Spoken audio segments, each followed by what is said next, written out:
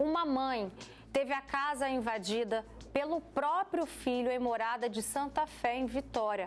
O rapaz, que tem problemas com drogas, além de invadir a casa, sabe o que ele fez?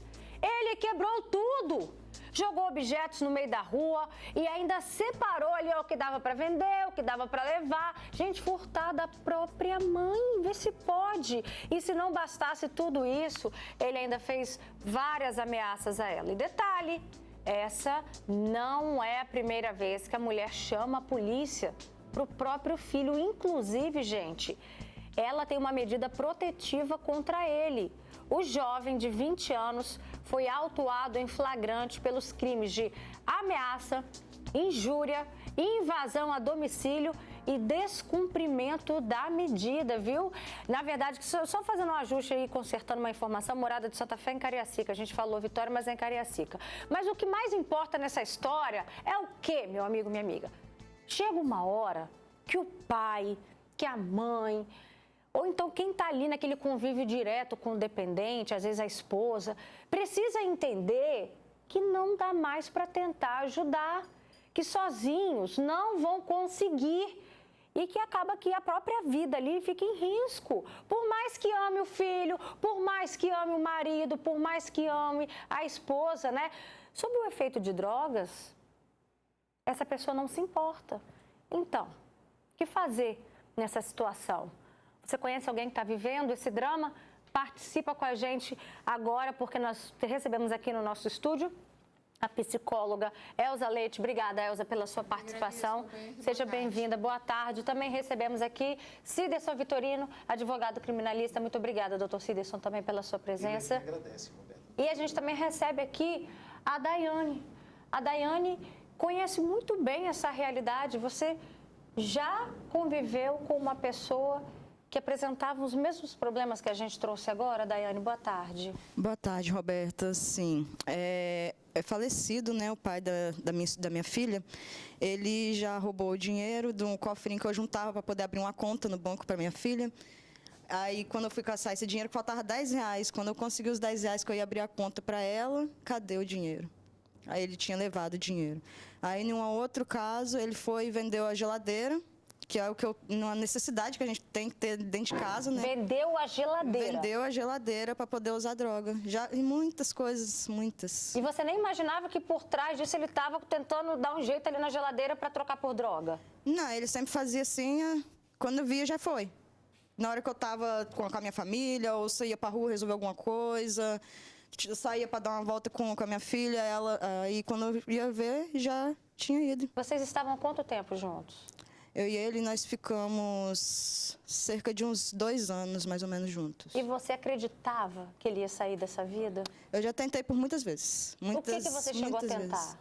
Olha, junto com a tia dele, ela me procurou para poder internar ele, porque ele mesmo procurou essa ajuda. E assim, eu já estava separando dele, já não estava mais, né, correndo atrás de ajudar ele. Mas a pedido da tia dele, eu fui atrás e ia ajudar ele. Mas mesmo ele pedindo ajuda, ele voltou atrás e voltou às drogas e a mesma vida de antes. Elza, o que passa na cabeça, né, pensando assim no usuário de drogas, que chega a esse ponto? A gente viu aí na reportagem furtar, roubar a casa da própria mãe, tentar agredi-la, partir para cima. Olha aqui o relato também da Daiane. A que ponto o usuário de drogas pode chegar por conta do vício?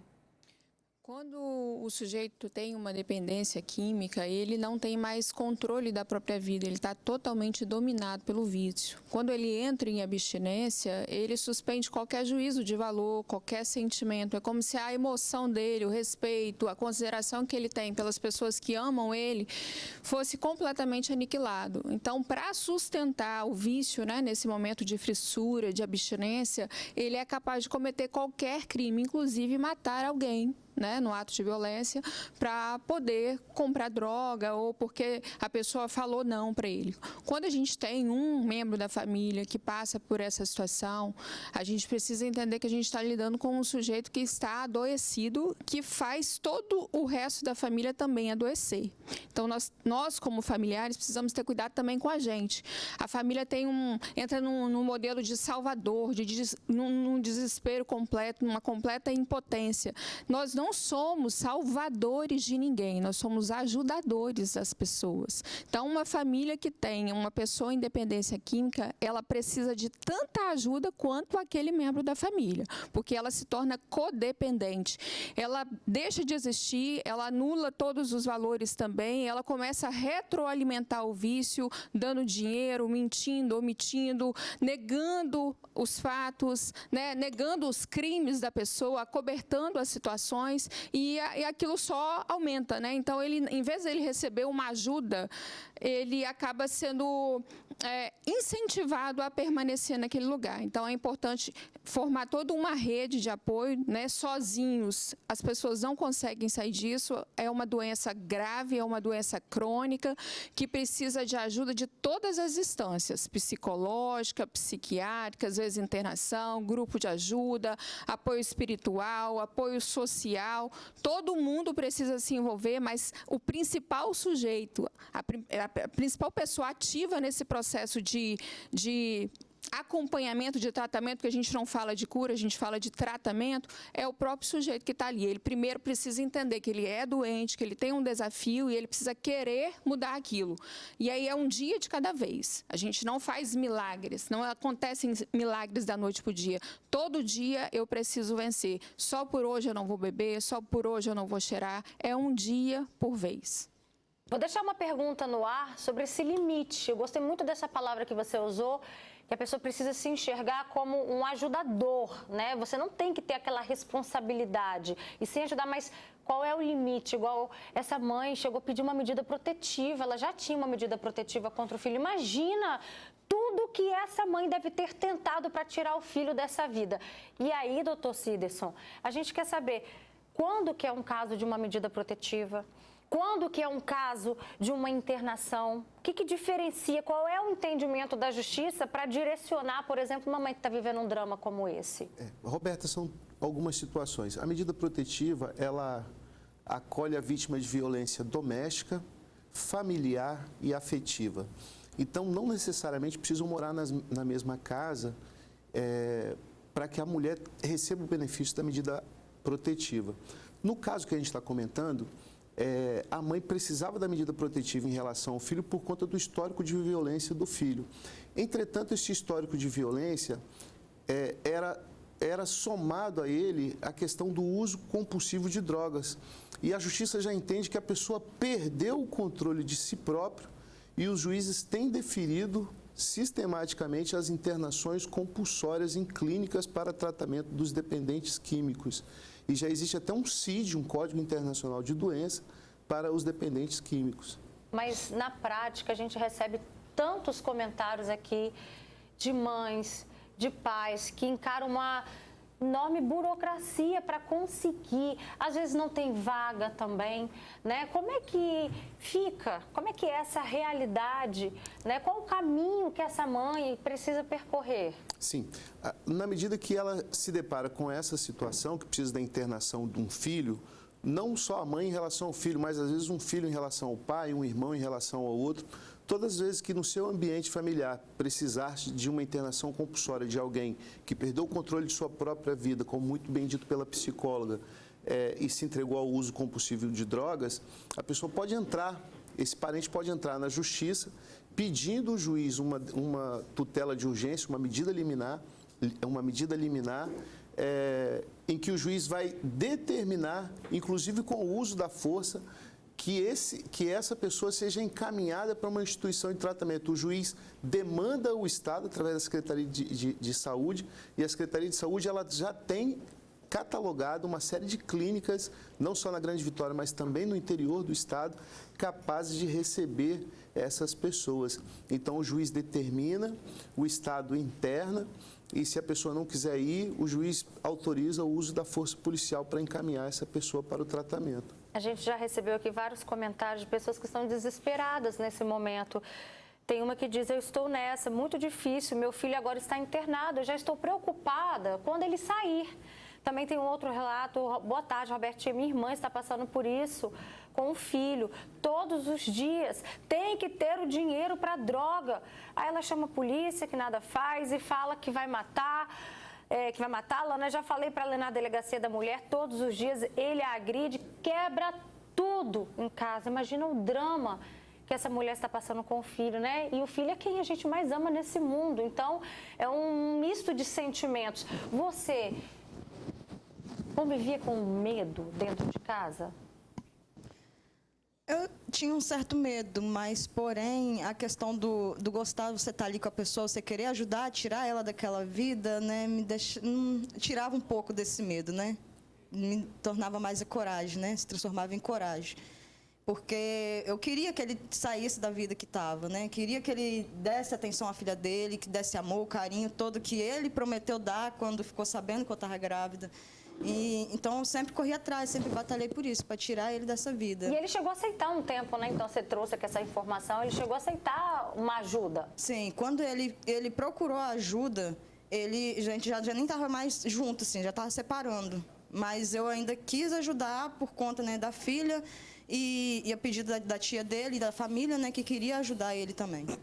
Elza, faz diferença para um dependente químico quando ele aceita a ajuda ou então quando, igual o doutor Ciderson falou aqui, casos de internação compulsória, isso faz diferença no tratamento? Faz toda a diferença porque quando eu vivo negando que eu tenho um desafio que eu preciso vencer, eu não consigo evoluir, eu não consigo melhorar. A partir do momento que o sujeito, seja qual o desafio for, aceita, ele rompe com a negação, ele aceita que ele precisa de mudança, que ele tem uma doença, que ele precisa de ajuda, que ele tem que ter suporte. Aí sim, a partir daquele processo de autoaceitação do seu próprio desafio, de quem você é, você consegue mudar. Então, o primeiro passo é realmente reconhecer, pedir ajuda, ser humilde e tentar buscar toda a rede de apoio. Muitas vezes as famílias se esforçam demais, mas não percebem nenhum tipo de motivação naquele sujeito. Aquele sujeito está tão entregue que ele nem cuida mais dele mesmo, ele rompeu todos os laços de afeto, ele está pela rua, ele rouba, ele agride, ele não tem medo de matar, ele não tem medo de morrer. São nesses casos que a gente precisa impor um limite para nós mesmos, senão quem morre é a gente. A gente não morre fisicamente, a gente morre na nossa alma, a gente morre por dentro. Qual é esse limite? Foi essa a pergunta, inclusive a gente deixou no ar. Tem muitas mães, Elza, que não sabem mais o que fazer, aí acabam parando a vida dela. Eu falo mães, mas às vezes tem esposas, às vezes tem pai também. Acaba parando a vida e vivendo em função de tirar aquela pessoa das drogas. É porque a gente pensa que vai salvar o outro, a gente pode ajudar. O dependente químico, ele tem que entender que a família está disposta a ajudá-lo. E aí a gente vai perguntar, olha, eu estou disposta a te ajudar. A gente não vai julgar, a gente vai acolher. Eu estou disposta a te ajudar dentro dos recursos que eu tenho. Você quer? Se ele quiser, aí sim eu faço meu movimento do que for para ajudar ele. Até peço para as pessoas ajuda. Agora, se ele não quiser, dificilmente a gente vai conseguir alcançar essa mudança. É a gente que vai se perder. Então, é muito importante a gente se posicionar no sentido de eu te ajudo, mas eu não vou compactuar com o seu erro. Eu não vou alimentar o seu vício, eu não vou te dar dinheiro, eu não vou permitir que você roube, entre e saia, quebre tudo e não denunciar você. Então, nós precisamos de se posicionar. Só que o posicionamento, quando a gente fala de afeto misturado, é muito difícil, porque geralmente aquele sujeito é o sujeito que eu mais amo. Então, quando eu penso que eu vou fazer a justiça sobre ele, o posicionamento com ele, parece que eu estou fazendo mal. E muitas famílias estão refém de duas coisas. Primeiro, de muito julgamento. Segundo, de muita culpa. O pai, a mãe, a esposa começam a se perguntar: o que eu fiz de errado? O que eu deixei faltar? Onde foi que eu errei? Né? Será que eu não dei atenção? Será que eu não dei presença? Será que eu não dei afeto? E não existe um culpado. Existe uma situação, o vício ele é multifatorial, tem várias coisas que podem explicar. Então, é importante que a família receba bastante informação sobre essa doença, sobre como enfrentar, como se posicionar, e entenda também que não existe um fator, são vários fatores. E entender a raiz disso daí é importante. Por isso que a ajuda terapêutica é tão importante para todas as partes, para a família e para o dependente também. Perfeito. Tem aqui mais comentários, gente. Outro comentário, uma das coisas que a gente precisa entender é quando a nossa vida está em risco, né? Você já foi ameaçado, você já foi agredido, aí você precisa realmente se proteger, porque aquela pessoa ela não está com um senso, a razão garantida, ela está perdida, ela está envolvida. Às vezes, um dos sintomas, né, das sequelas que o vício traz são sequelas neurológicas. Às vezes você tem uma diminuição da questão cerebral, às vezes a pessoa tem algum tipo de aneurisma, enfim, tem muitas questões. A própria demência alcoólica, então, a gente não pode julgar aquilo dali e falar, comigo ele não vai ter coragem. Não, tem coragem, porque o álcool, inclusive, a droga, inclusive, fomenta essa coragem, né? Essa perda do juízo da pessoa. Então, a gente não pode não achar que não vai acontecer. Então, para proteger o nosso bem, né? A nossa vida, a nossa casa, é importante a gente se posicionar, às vezes, do ponto de vista até policial e jurídico. Perfeito. Olha só, tem mais comentários. Boa tarde. Eu tenho uma irmã assim e já fizemos de tudo para ajudar essa pessoa, mas ela não quer ajuda. Ela já até roubou a casa da minha mãe. Tem mais comentários. Boa tarde. Internação compulsória é para dar folga para a família, porque se a pessoa não quiser parar, ela vai sair da internação e vai voltar para as drogas. Também tem outros comentários aqui. Tem muita gente fazendo um pedido, um apelo dessa internação compulsória. Tem uma mãe que diz, eu tenho um filho assim, é muito difícil conseguir a internação compulsória, não adianta, o Estado, o juiz, nunca dá atenção. Aí tem uma outra pergunta aqui, doutor, como faço para conseguir uma internação compulsória?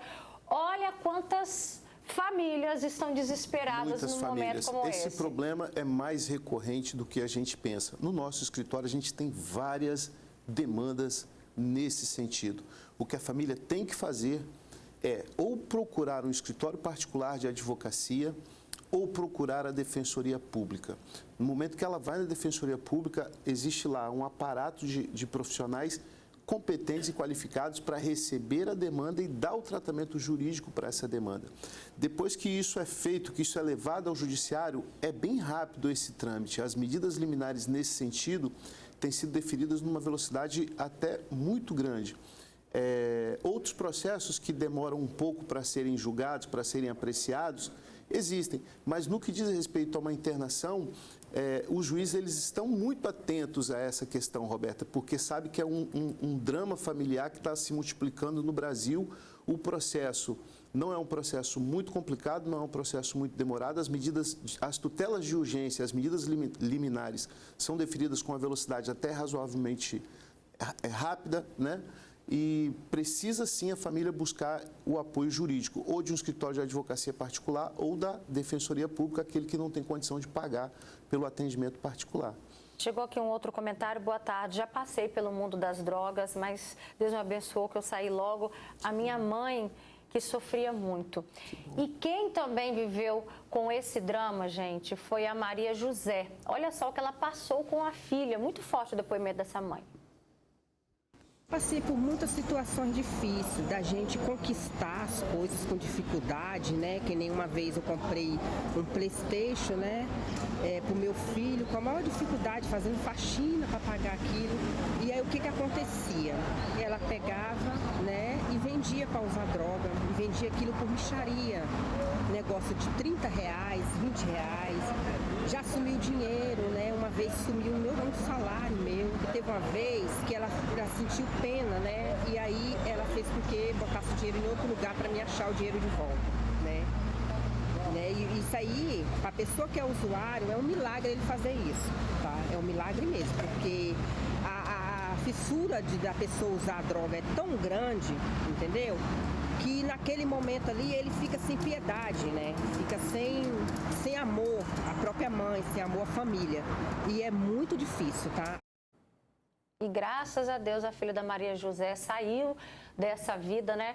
E que bom que essa mãe está aqui trazendo esse relato motivador, incentivador, porque a gente tem dois lados, ou a pessoa sai, ou então a gente chega no nosso limite, que foi o que você chegou no seu limite com o pai da sua filha? Sim, eu cansei, né? Que eu já saí várias vezes atrás dele de madrugada com minha filha nenenzinha, de colo ainda, e atrás dele por conta que aí saiu para usar droga e eu naquela cabeça, medo de acontecer alguma coisa com ele. Assim, não é nem preocupação dele fazer alguma coisa com alguém, é o medo de acontecer algo com ele. E saí atrás dele com a minha filha novinha ainda.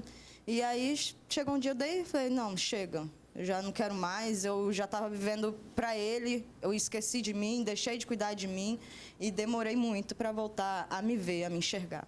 Tá certo, gente, é sobre isso, né? A gente tá aqui para ajudar, mas chega uma hora também que a gente não pode parar a nossa vida em função daquela pessoa que simplesmente não reconhece mais a família, não valoriza mais a família. E às vezes a gente precisa tomar essas decisões, assim como essa mãe no início dessa reportagem que a gente mostrou. Obrigada pela participação de vocês, viu? Boa tarde. Eu que agradeço. Obrigada, Eu que agradeço. Elza. Obrigada, Obrigado, Cílio. Obrigada, Daiane.